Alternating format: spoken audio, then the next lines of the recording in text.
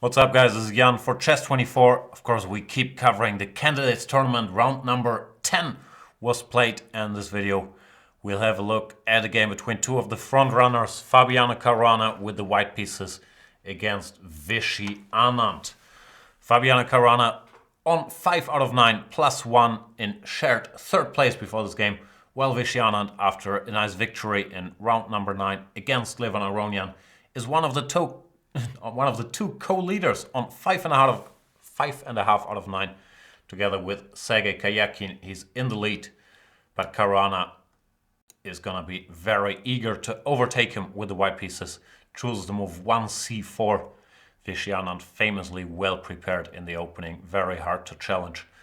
Caruana decides that c4 is his best chance. Anand sticks to his guns. He plays a system he's been employing consistently recently. The line with e5, now the typical 4 knights development, and after g3, the move everyone plays, Anand likes the move bishop to b4, intending to, in some lines, exchange this bishop for the knight, but mainly just to finish development and then see what happens. Bishop g2 is the main choice here. Topalov tried knight d5 earlier in this tournament against Levan Aronian. Didn't achieve anything after e4. So Fabiano sticks to the main line, where his opponent has a lot of experience. Castles, and the move e4. Curiously, this position was reached in 3 of the games of round number 10 of the candidates. In the 2 other games, Nakamura and Topalov chose the setup with d6, followed by h6.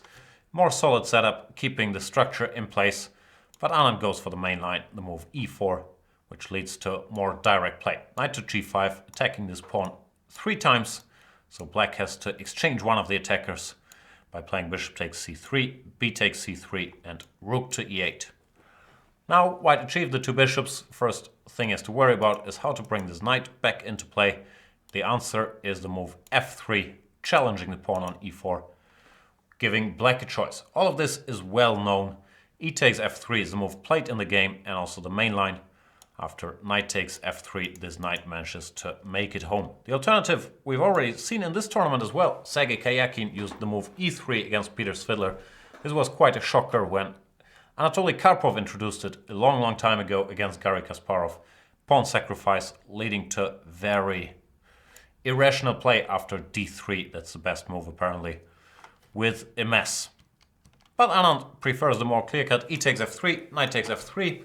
And now that the situation is sort of clarified, black has to decide what to do next. White does have the 2 bishops, and white does have a potentially very dangerous pawn center if he manages to push these pawns up the board. But that's not an easy thing to achieve. For black, the question is, do you want to keep the position closed, or do you want to open it up and try to gain good squares for your knights and potentially your bishop? There is no correct answer. Both approaches are fine, and Anand has tried both. He's tried the move queen to e7 in a 2015 game against Levan Aronian. After e3, knight e5, he equalized without too much trouble. Then following up by quietly playing d6. And yeah, white didn't get much. Latest try here has been the move knight to h4, offering this pawn sacrifice with a mess. Maybe because of this, Anand has recently preferred the move d5. This is the other way to play this position, trying to open up the position, gaining good squares for your pieces before white is fully developed. This line has a long history. The most natural move is c takes d5, but then after queen takes d5, it seems like black has been doing quite okay. His pieces occupy very good squares. Therefore, the fashion has shifted towards the move d4. 11 d4, not quite as strong as 1 d4, but still a good move. Preparing to develop this bishop to g5. This bishop doesn't really contribute in the fight for the center, especially not for the crucial light squares. Therefore, it's quite logical to try to exchange it for this knight. This move was introduced into practice by Garry Kasparov also quite a while ago in 1988 in a game against Vasily Ivanchuk. That game, Ivanchuk lost quite quickly. He played knight e4, but after queen c2, he did not manage to keep the center under control. That game he went d takes c4, rook b1, and he lost to a trademark Kasparov attacking effort. Game didn't last very long. of course, both players know all of this, and Anand, he decides to follow the latest fashion here, which is his own game, with the move d takes c4, just grabbing the pawn, saying nothing too bad can happen to me. This was considered to be bad for black for a long time because of the pin, bishop g5, when it looks like bad things could happen along the half-open f-file, but it turns out that after h6, bishop f6, queen f6, black is holding himself. Knight to e5, for example, queen e6, is a line that modern computers will show you after some thought is perfectly fine for black. Therefore, in the stem game, the game Aronian Anand, also from 2015, white tried e4, hoping for rook e4, knight d2, winning the rook. But after e4, bishop to g4, black manages to get his pieces out. White will have to spend some time trying to win this pawn back, and black uses that time to gain some counterplay against the white center. The position turned out to be more or less equal. Therefore, Caruana, knowing all of this, has prepared a new idea for this game. It's the move queen to c2. Not de facto a novelty, but I've only found 2 games, one of them a correspondence game between 2 not very well-known players. And yeah, the main idea is to get black out of book, but of course the move is also useful, fighting for the light squares in the center, keeping an eye on the e4 square, preventing black from going bishop f5, for example, trying to occupy this square.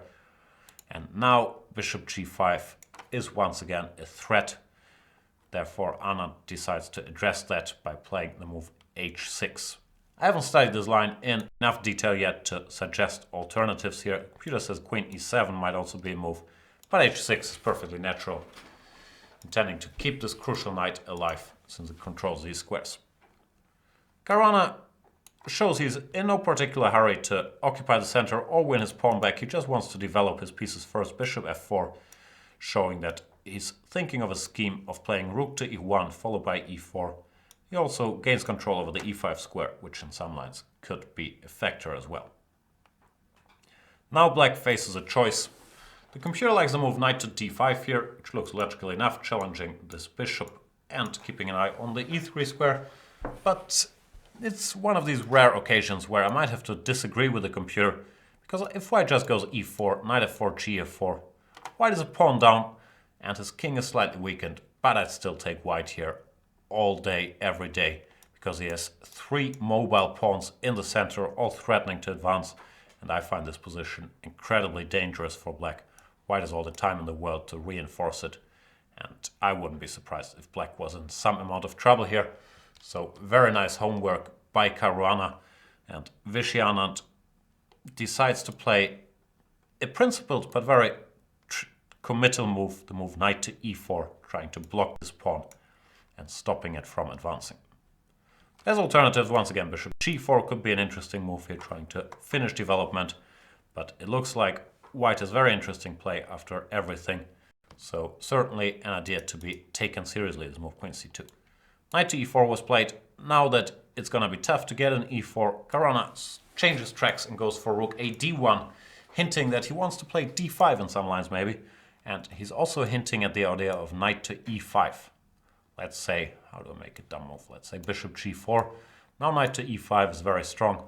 The point being that after knight takes e5, white goes d takes e5, and it's a double attack against the queen and the knight on e4. That is a big idea behind rook a d1. It's a tough choice here for black. I believe maybe, and all of this here is with the disclaimer, I haven't analyzed it that much yet. Queen e7 deserved some consideration, just stepping out of that d file. Now with knight e5, black can just take and he should be alright. Let's say bishop e5, knight d6. White is compensation for the pawn, but no more than that. Therefore, I guess Caruana's idea was to push the pawn to d5 here with very sharp play after either knight to d8 or knight to b8. The question is going to be if white can find a way to shape black's control of the center before black regroups. Let's say f6, knight f7, knight d6. I do not know. I wouldn't be surprised if further theoretical battles are held in this position. But in our game, Anand goes for the most principled move, the move bishop f5, defending his knight and threatening knight takes g3. White doesn't really want to waste the tempo on stepping out of the way after queen b2, let's say bishop h7 or knight e7. black has the light squares under control and could be quite happy with his position. Instead, Caruana shows the depth of his preparation. He goes for the move knight to e5 anyway. Point once again that knight e5, d e5 doesn't really work, but he's exposing himself to this discovered attack knight takes g3 after knight e5, which wasn't played, and I believe rightly so, because after knight takes g3, white goes e4, in return attacking two black pieces. Knight takes f1 is forced, e takes f5, and now it turns out this knight is trapped on f1, no way out. The computer says black is fine here, but once again I have to disagree with the computer. This might be a first. I'm disagreeing with the computer twice in one video. Computer likes knight takes h2. And here after bishop takes h2, let's say knight takes e5, bishop takes e5. It claims that black is alright. I honestly do not believe that. Black does have a rook and 3 pawns for the 2 bishops. But the 2 bishops just look so powerful here. The black king could easily come under attack. If black doesn't manage to exchange queens here or liquidate the position, I seriously doubt that black can hold this. Instead, Vishy Anand decided not to go knight takes g3, but decided to retreat his knight to d6. Maybe the best decision under the circumstances, but also a bit of an admission that he's lost the opening battle, because after knight d6, white goes e4 and he's managed to win the fight for the center. Black now has to go passive, plays bishop to h7. White goes queen e2. Logical move, stepping out of this diagonal, keeping an eye on the c4 pawn, and also preparing to start a kingside attack with queen to h5. Black's position is already quite unpleasant to play. Knight takes e5 is still out of the question because of d e5 winning a piece. Therefore, it's not easy to suggest a good move here. Knight to a5 might come to mind, but this is very far away from the action, and if white switches to an attack with queen h5, it looks more than dangerous. Instead, Vishy played a logical enough move. He played the move knight to e7, getting closer to the king side, and sometimes maybe wants to go knight g6. He wants to fight against knight takes c4, which can now be met with the sneaky knight to d5. All of a sudden, a lot of targets in the white position, and black would be quite alright. But Caruana has very different intentions. He plays an aggressive move here. The piece sacrifice, bishop takes h6, trying to strike while the iron is hot. And this is asking quite tricky questions. Black has to take, no real choice here. G takes h6.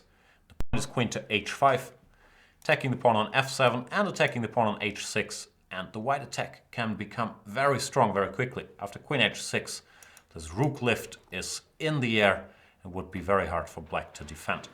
For example, if black goes passive, plays rook to f8, white just takes on h6, and one key line is knight takes e4, bishop takes, rook to f4, threatening rook h4, when black does not really have a defense. The line continues, queen d6, threatening to exchange queens, rook f6, blocking with tempo, queen a3, rook to e1, and the black defenses will collapse sooner or later. I'll give you a sample line. Bishop to g6, knight takes, rook takes, pawn takes, queen g6, king h8, queen h6, king g8. And white does not give perpetual, but he goes for the key move, queen g5 check, king to h8. Alternatives also loose, and rook to e4. Now that this queen covers the square, this threat is gonna decide the game. Therefore, after queen h5, black faces a lot of challenges. Other natural moves lose as well, like bishop g6 or knight g6. So black really doesn't have anything better than returning material here. There were 2 ways to do this. Arguably the best was the highly artificial and tough to find move knight to d5, clearing the way of the queen to g5 and also intending to jump to f6 if possible. For example, knight takes f7 is met with knight to f6, counterattacking against the white queen, and it looks like black shall survive. Even though even this looks quite scary. But it seems like black would hold his own here. Therefore, the best that white has after knight d5 is the fairly obvious e takes d5, taking a whole piece back. And what black got for his piece was one tempo to bring his queen into the game with queen g5. But after, let's say, queen f3, white is still better because of the weakened black king and the structure around it.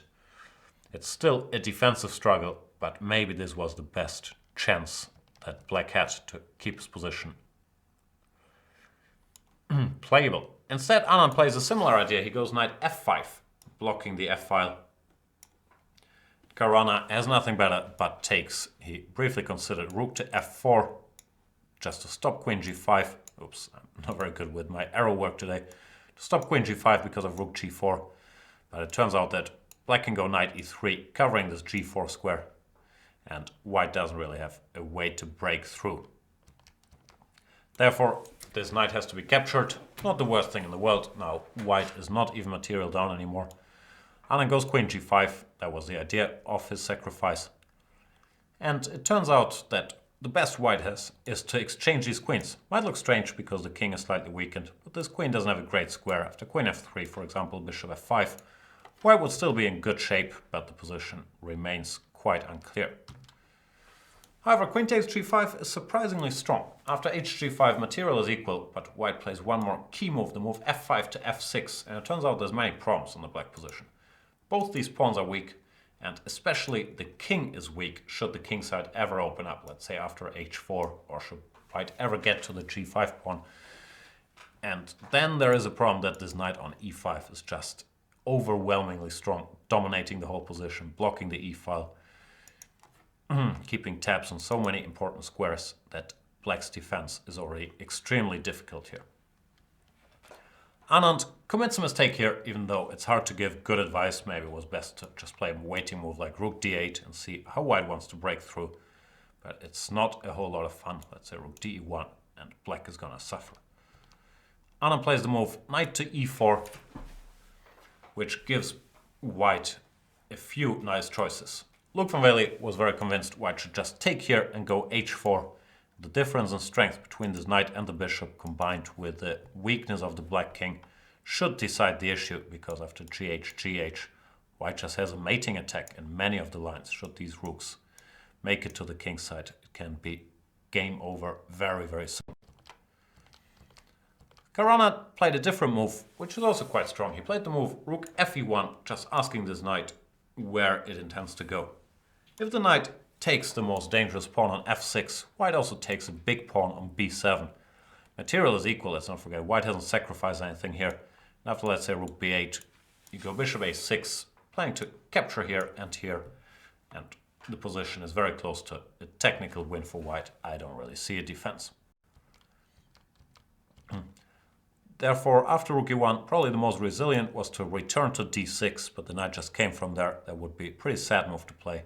White keeps an advantage with many moves. Bishop d5, one of them. Rook e3, intending rook f1, another option. Position remains very, very unpleasant for black. h4 also, very possible. Instead, Anand decides to take on c3, grab the pawn, rook to c1, and now it turns out that the white activity combined with the threat of bishop b7 is just too much. If black stays greedy, knight takes a2, white just takes on c4 with, once again, dual threats, so black has to go c6, but white keeps opening the position up, goes d5. There is no longer a defense. dc6 is a big threat, and after cd5, bishop d5. Something's gonna give. Oops, not to c8, to c7. It's just too active. White is winning. Therefore, Anand played knight to b5 instead of knight takes a2, trying to make it back to the d6 square. But now it's white's turn, and he does take this juicy pawn on b7. And it turns out there's no real defense. Black goes rook b8. Once again, more than one option, but bishop c6 is pretty straightforward, intending to mate rook ed8 with bishop takes b5, rook takes b5, knight c6. This knight does very good work, attacking the rook, covering d4, clearing the e-file. Let's say rook a8, rook takes c4. The black position is fairly hopeless once again. Pawn down, and especially the weakness of his king and his 7th rank will be his downfall. Instead, Anand tried rook ad8. The problem with rook ad8 is once again bishop c6. This time it's a double attack which can't really be parried. So black has to give an exchange. Knight takes d4, bishop takes e8, rook takes e8. And here, sort of the last hope for black is a threat. Rook takes e5, followed by knight f3 check. But of course that is parried with a quiet move, king f2. And the rest, as they say, is a matter of technique. White is an exchange up. The c-pawn is not really a factor, so there's not a lot to hope for. Anand tried knight c2, rook ed1, another cute little tactic. Rook e5 is met with rook d8, followed by mate next move. Can't take the knight, therefore. Nothing else really works either. Anand tries bishop e4. Caruana just takes the c-pawn. Rook to e6, trying to at least take this pawn with check. But after rook d8 check, king h7, Caruana concludes his little pendulum maneuver with the king. After going king f2 a couple moves ago, he now goes back to g1. And his point is, after rook takes f6, to exchange these rooks with rook f1. Typical technique. If you have two rooks, your opponent has one rook. It's very often a good idea to exchange that one rook so that the remaining rook can just create havoc, targeting all the weaknesses in the enemy's position. And Anand had already seen enough here. He did resign, not really too early, because he won't be able to defend all his pawns, and white, being an exchange up, just has an easy technical victory. Therefore, big point for Fabiano Caruana, who defeats Vishy Anand, overtakes him in the table, and gets a lot closer to a match against Magnus Carlsen. We're going to look at the standings. If you don't want to see them, switch it off now. Here we go. Fabiano Caruana takes over the lead together with Sergei Karyakin, both guys on 6 out of 10. Vishy Anand still very much in contention on 5.5, just like Levon Aronian, who failed to win a nice position against Veselin Topalov in this round. Anish Giri drew all his games, might be too late for him to enter the race for first. And Svidler, Nakamura and Topalov on minus scores won't be too thrilled about their tournaments. So 4 rounds to go. It's gonna heat up with 4 guys within half a point. Thank you for watching, and I'll see you in the next round. Until then, bye bye.